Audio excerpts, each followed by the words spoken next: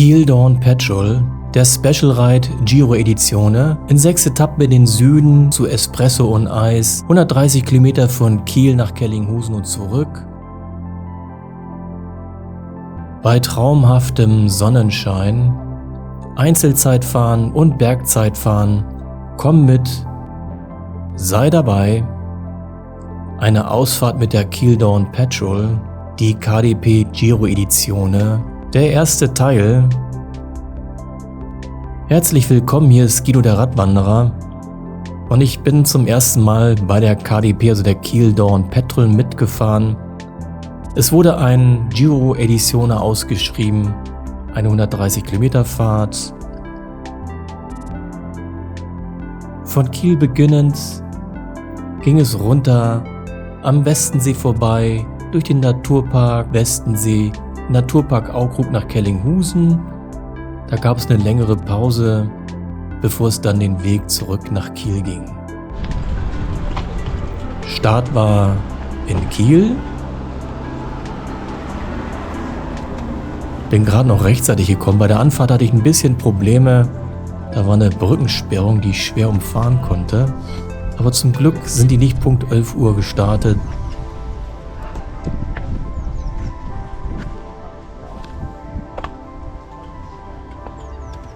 Es gab dann ein bisschen Briefing, also haben sich doch recht viele angemeldet. Ich habe es leider nicht akustisch mitbekommen, wie viele da jetzt gestartet sind. So ein bisschen knapp unter 100, schätze ich.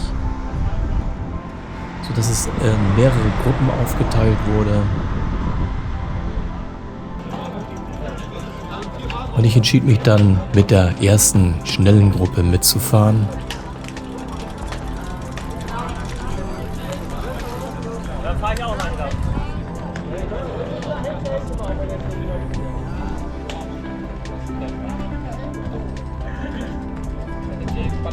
Nein, das ist die, wir fahren die Segmente ein bisschen schneller Gruppe. Das weiß ich doch. Also die Gruppe, wir fahren Segmente. Ja, wir fahren Segmente, oder nicht?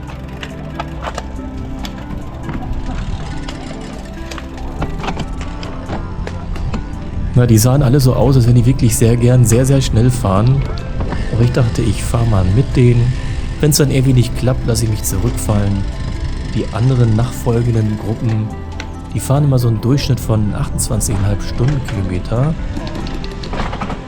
Und dann hätte ich mich von denen einholen lassen. Die Gruppe fährt sonst normalerweise immer recht früh um 5:30 Uhr am Freitag, trifft die sich und begrüßt dann den Sonnenaufgang, daher auch dieser Name mit dem Dawn Patrol, kommt so aus dem Surfen, dass man da so Early Bird aufs Wasser geht oder wie wir auf die Räder und dann den Sonnenaufgang begrüßt. Ah ja, genau, ja. Ja, für mich das erste Mal. Ah, okay. Wie nennt sich das? Kiel Dawn Patrol, ja? Dawn, genau. Dawn, wo steht das Dawn? Ich habe keine Ahnung. Ich fahre auch erst seit dieser Saison. Ja. Und so erkundige ich es mal bei einem Mitfahrer, wie das hier so laufen Was wird. steht sonst an bei den, was in dem Ticket Center drin stand mit den Bergetappen, also kurz vor irgendeiner... Und so geht es erstmal auf der wird richtig Eurovelo geballert, oder? 10 raus aus Kiel. Das weißt Und ich du. unterhalte mich gerade so ein bisschen mit einem, Ja, der ja, neben mir genau. gerade fährt und frage ihn so ein bisschen, wie das bei der Gruppe in der Regel so läuft, wie das organisiert ist. Und Das ist jetzt eben diese Gruppe. Bei der anderen Gruppe wird das nicht so doll gemacht. und wann ist denn mal eine Etappe zu Ende? Das ist bei der Strava-Karte eingezeichnet. Achso, ich hatte nur den ganzen Track, weil da sind einzelne Punkte. So, und dann haben wir irgendwie 5, 6 Etappen. Und dann wartet die Gruppe dann auf die große Gruppe, oder? Ich glaube, es gibt 3, 4 Punkte, wo es nochmal ein Zusammentreffen gibt. Ja. Und sonst... Ganz ehrlich, ich kann dir das nicht so ganz sagen. Ich habe hier jetzt auch keine Strava-Karte. Achso.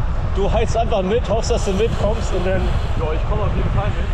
auch wenn die losballern, einige haben damit den ganzen Hochprofilern, die sehen so aus, als wenn die nachher, weiß nicht, 40 fahren, oder? Ja. Also ich bin schon ein paar Mal mit der Gruppe mitgefahren. Das ist jeden Donnerstag, jeden Freitag morgens um 5:30 Uhr. Ja, das ist eine kurze, da kann man ja mal gut heizen, ne? Ja genau, also da wird am Anfang in der großen Gruppe gefahren und dann das wird über den Kanal rüber gefahren und dann wie heißen diese eine Ort da? Keine Ahnung, auf jeden Fall ab dem einen Ort ist dann Sprint freigegeben und dann sind das noch so 10 Kilometer bis zum Ziel. Ja. Da wird dann erstmal bis zum nächsten Ort gesprintet, so richtig. Das sind 2,5 Kilometer.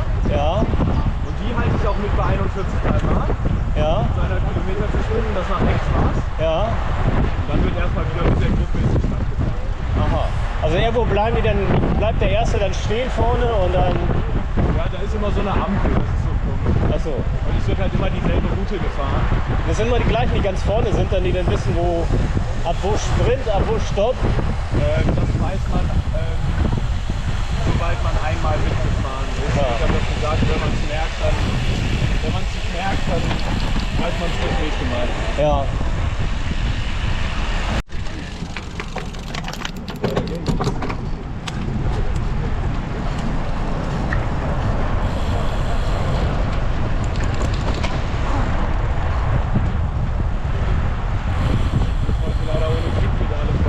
Kreiselt ihr nachher durch oder bleibt das eigentlich in der... Kreiselt ihr nachher?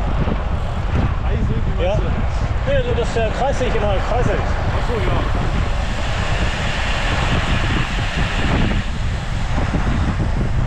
Das habe ich auch schon gemerkt. Bei Audax-Fahren, da habe ich euch erst kennengelernt. Da sprachen die mal von KDP. Und ihr zeigt extrem viel an, ne? Ja. Also jeder zeigt sofort. Immer alles. Ich habe eine gefragt, die fuhr dann als Letzte. Dann sage ich, wem zeigst du eigentlich an? Ne? Weil hinterher war gar keiner mit. Jeder hat es so verinnerlicht.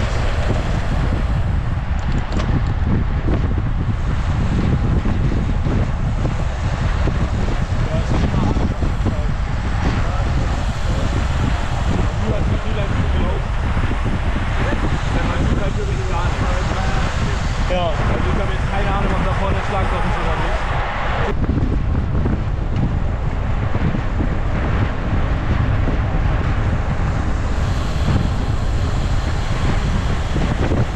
Also um 11 Uhr war da Treffen, dann gab es ja noch das Briefing, sodass so einige Minuten nach 11 dann gestartet wurde. So 20 nach 11 geht es dann jetzt aus Kiel raus. Der Wind ist so seitlich also schiebt so ein bisschen zu Anfang. Ist doch recht kräftig der Wind. Auf dem Rückweg werden wir ihn genau von der Seite haben. Und so geht's in Doppelreihe dann erstmal Richtung Achterwehr. Am Westensee vorbei.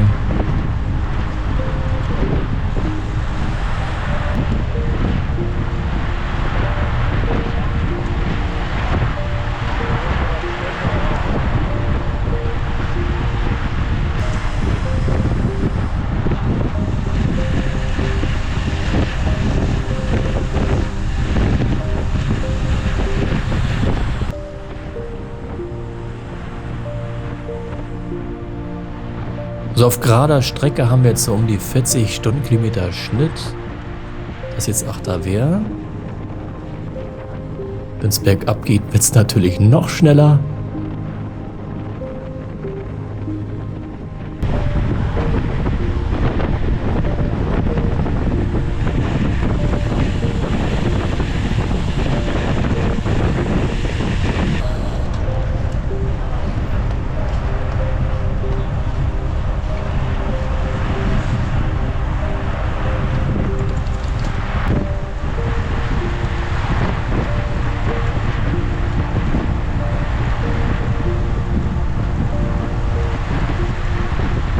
Es geht nach Felde. Da sind wir dann bei Kilometer 15. So ungefähr nach 25 Minuten.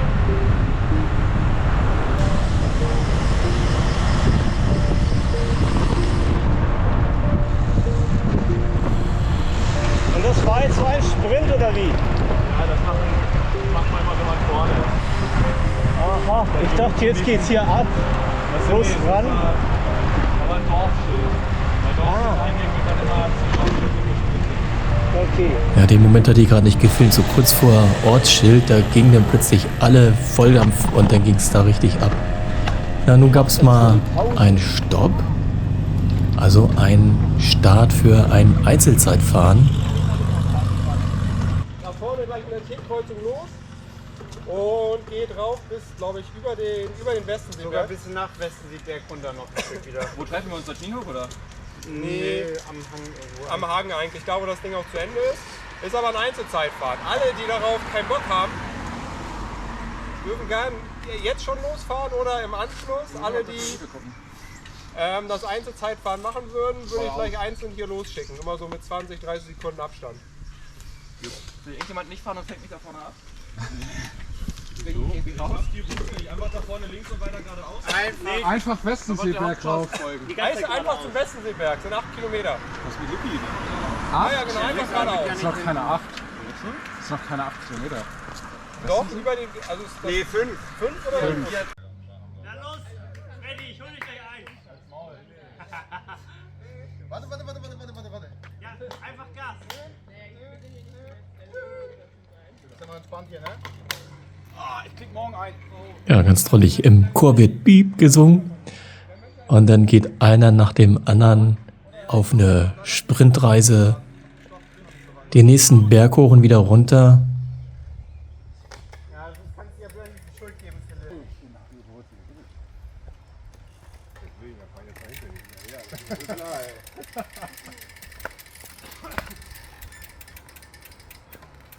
Nun gibt es hier Einzelzeitfahren, Bergzeitfahren.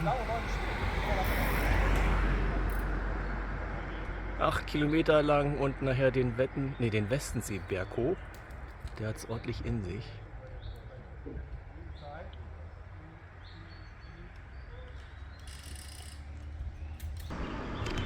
Was haben wir denn noch? Oh, Sante noch. Und dann holt ihr mich gleich ein, spätestens am Berg. Und häng nicht hinter den VW. Viel Spaß. Was sagt er? Ich soll mich Na, das wird er nicht mich einholen. Aber der Start war ein Problem.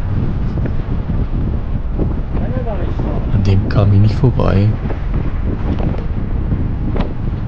Und er wurde immer langsamer.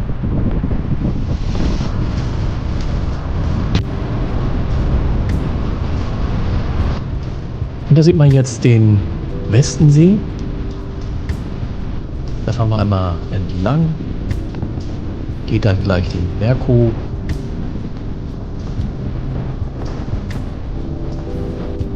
Also alle, die da standen, waren richtig. Ich bin Mist. Weiß ich nicht. Irgendeiner hat nur so gemacht und ich so scheiße, ich muss noch weiter.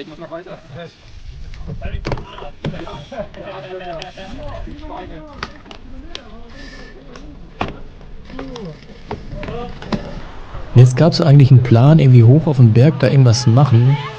Aber da kamen die großen Gruppen an, die uns folgten, die also den 28,5er Schnitt fuhren.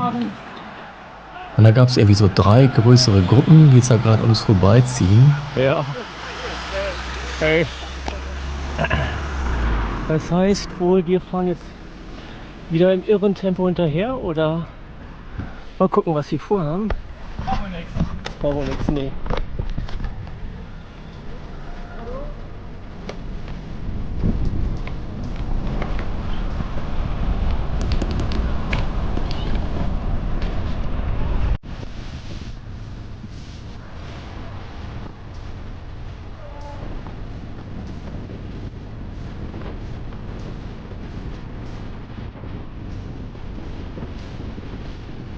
Und wir haben dann auch erstmal das Tempo von 28,5 gehalten und immer Abstand zu der vorderen Gruppe.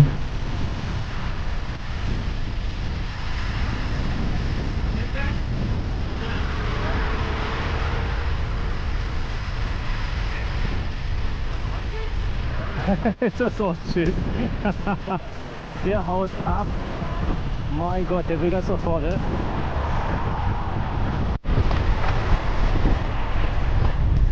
Das war jetzt groß voll steht.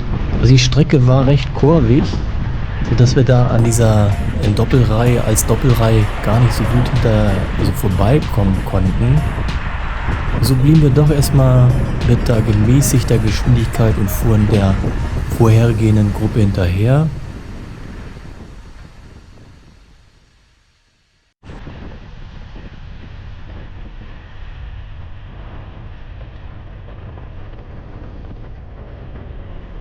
Das blieb auch erstmal eine Weile, dass wir doch so ein gemütliches, gemäßigteres Tempo hatten.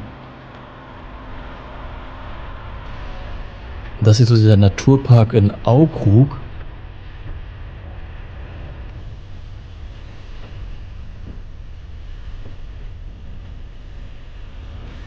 Wo sich dann dieser lange Track so immer unterteilt in so mittelgroße Gruppen dem Track folgten. Und das alles bei allerbestem Wetter. Also wir hatten Sonne durchgehend. Es war nicht zu heiß, aber wunderbar warm. Was jetzt Karten steht bei Kilometer 28. Nun wollen wir als doch ein bisschen schnellere Gruppe in einer Einerreihe an allen vorbei, wenn es geht. Oder vielmehr so weit es geht.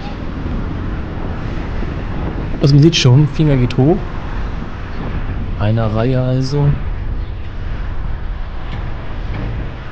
Man macht sich fertig vorbeizukommen, aber noch klappt es nicht. Es ist immer noch zu, ja, also die Strecke nicht einsehbar gut genug und es fahren immer wieder Autos an der Seite.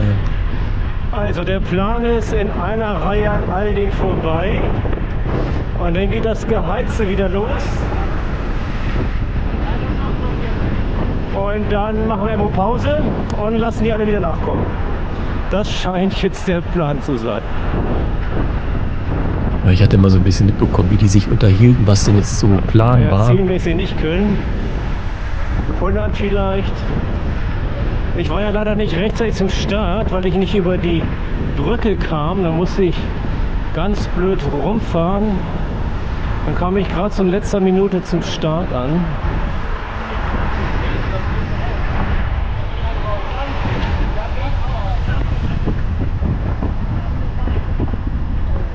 Aber auf dem Navi konnten wir sehen, es gab nachher irgendwann ein T-Stück und dann folgte eine lange, schöne, dicke, breite Strecke.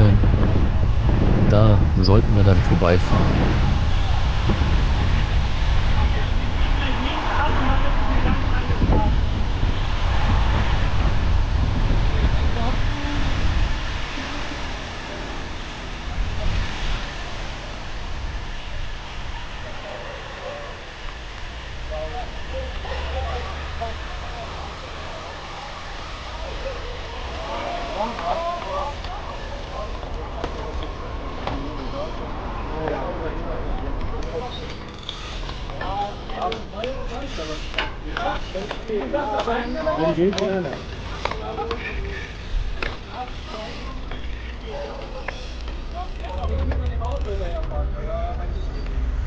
So, also jetzt wird geballert, gerade Strecke.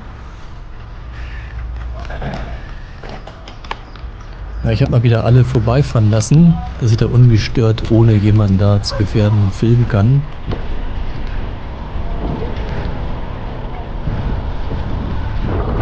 Und dann ging es los, Speed aufnehmen. Aber hin und wieder war Autoverkehr, sodass wir dann nicht als geschlossene Gruppe vorbeikamen an all den anderen Radfahrern.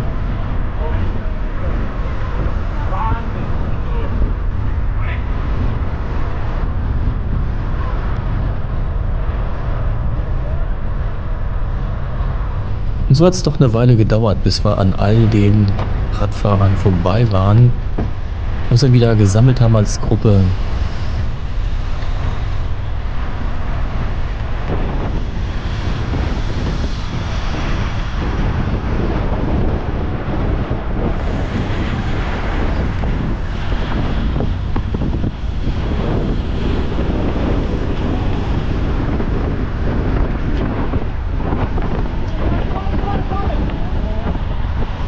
Es wurde immer gut gewarnt, wie man eben gerade gehört hat, vorne, dass da keiner irgendwie plötzlich ausschert und dann das Auto direkt vorm Reifen hat.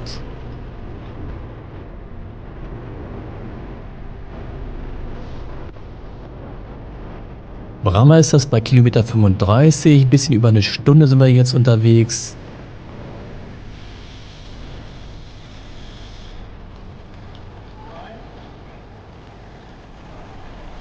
Brammer hat noch Kopfsteinpflaster mit dabei.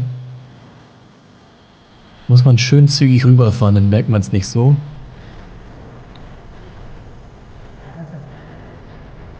Und der Speed wurde wieder deutlich erhöht unter Druck.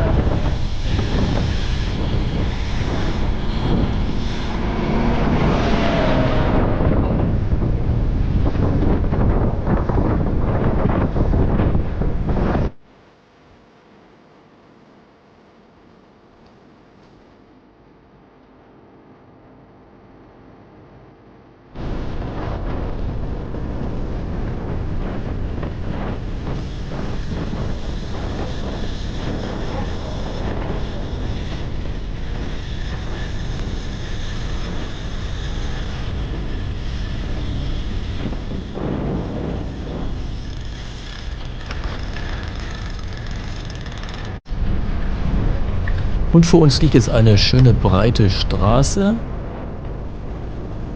wo wir richtig schnell fahren können.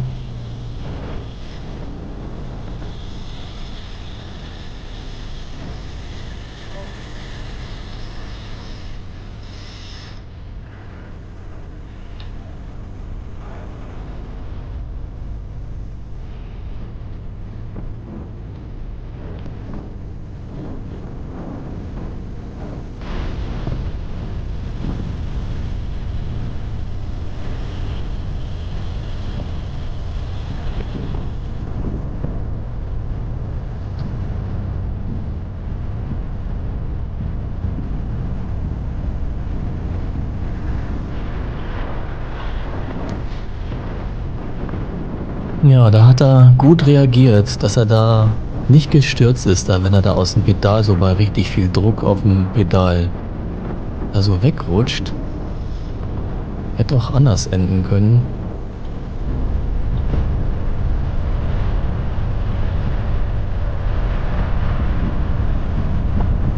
Und um diese Karte, die ich mal einblende, also der schwarze Teil, das ist immer die Strecke, die wir in einer Stunde zurückgelegt haben. Und die nächsten Ortsschildsprints sind dran.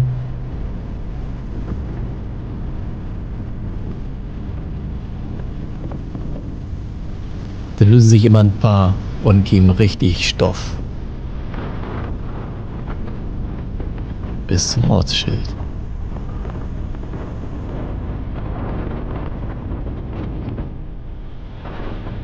Eikenborstel bei Kilometer 45, 1,5 Stunden haben wir jetzt.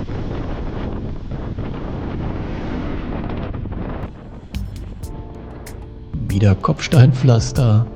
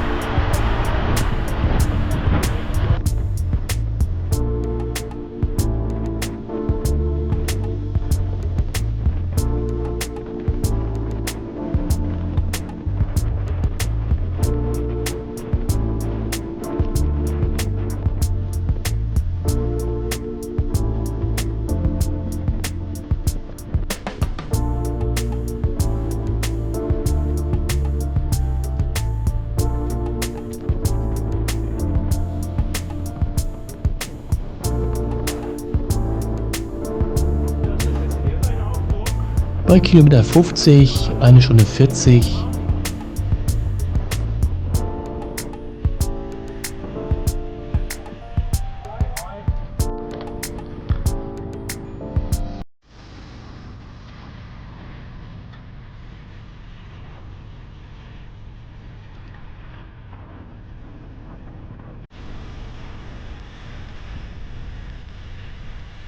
Und wieder gehen die Zeichen durch. Achtung. Gleich halten. Bahnschienen geht gerade, also die Schranken geht gerade runter. Eine willkommene Pause, um mal was zu essen.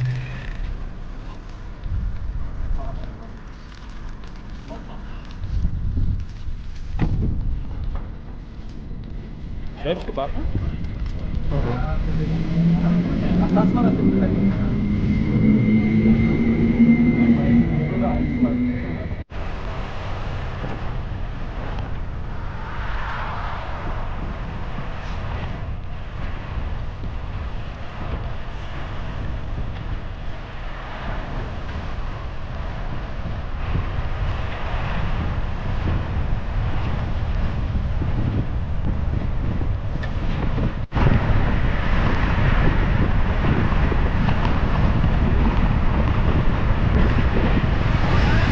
Und da hat es jetzt so ein bisschen die Gruppe zerlegt, sodass wir so ein bisschen in kleineren Trupps unterwegs waren.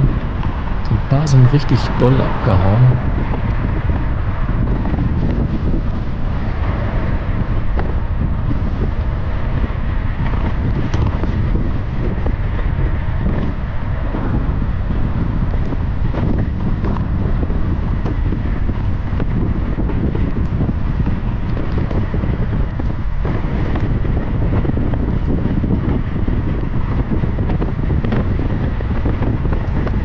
Und das war jetzt so ein Sprint bis nach Henstedt bei Kilometer knapp 60.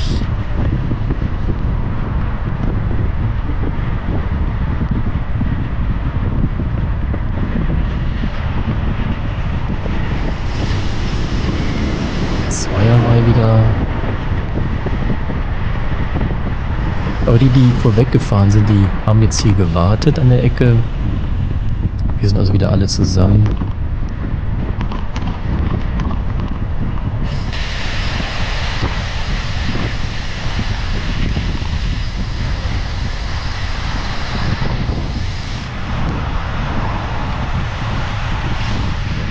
Oh, geht also kurz vor Kellinghusen. Und ab da dreht sich denn der Kurs.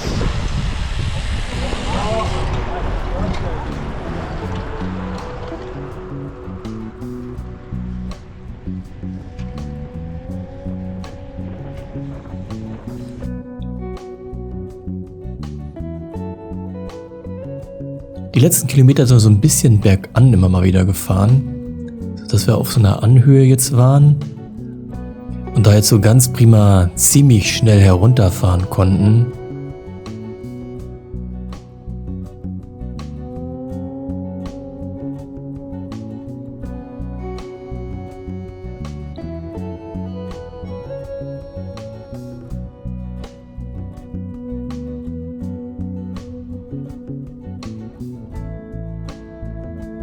Und jetzt erstmal eine kleine Zeit bergab gehen.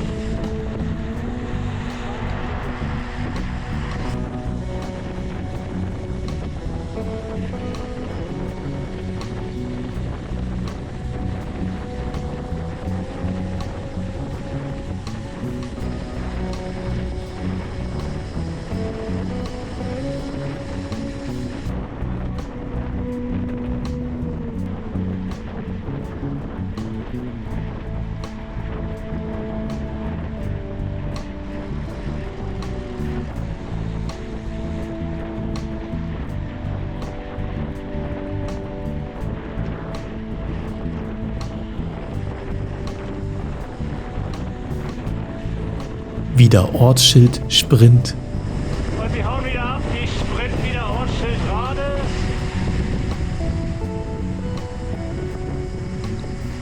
In Rade bei 62, jetzt knapp 2 Stunden vergangen.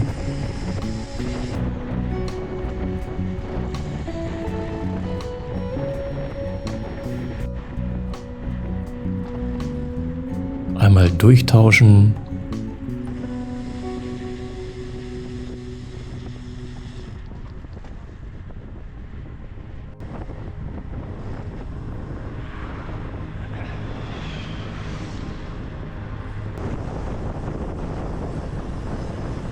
was haben wir noch?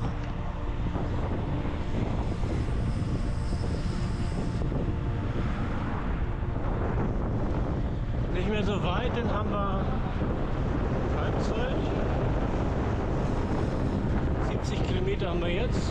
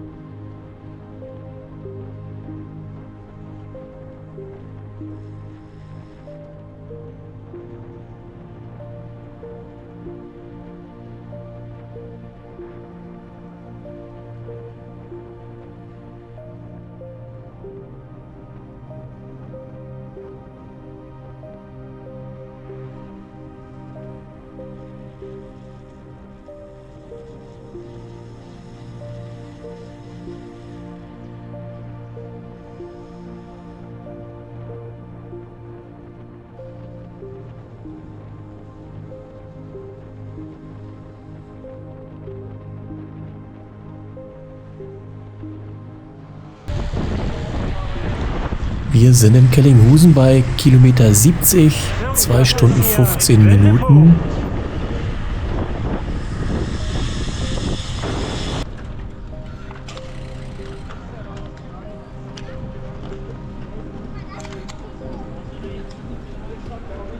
Und es geht zur Tankstelle. Da gibt es dann Eis und Espresso, wer mag, oder was er halt sich mitgenommen hat.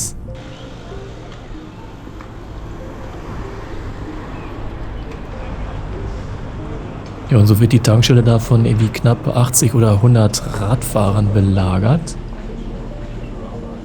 Ich glaube, die Eistruhe war danach ziemlich geleert.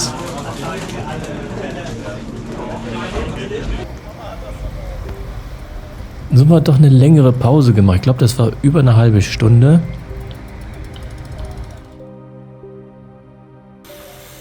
Kamen immer noch so ein paar hinterher.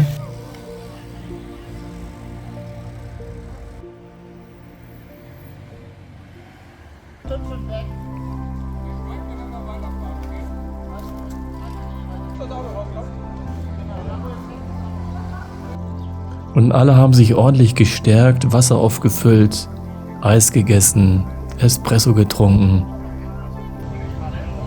und ihre Schnittchen gegessen.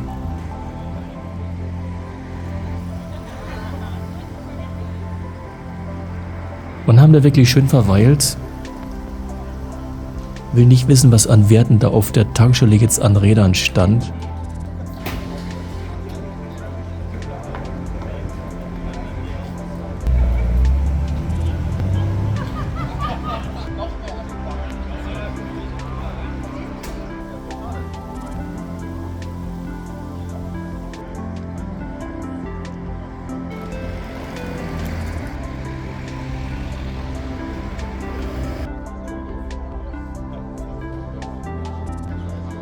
Und wir bereiten uns alle wieder auf den Rückweg vor. Das wird da gut gestärkt.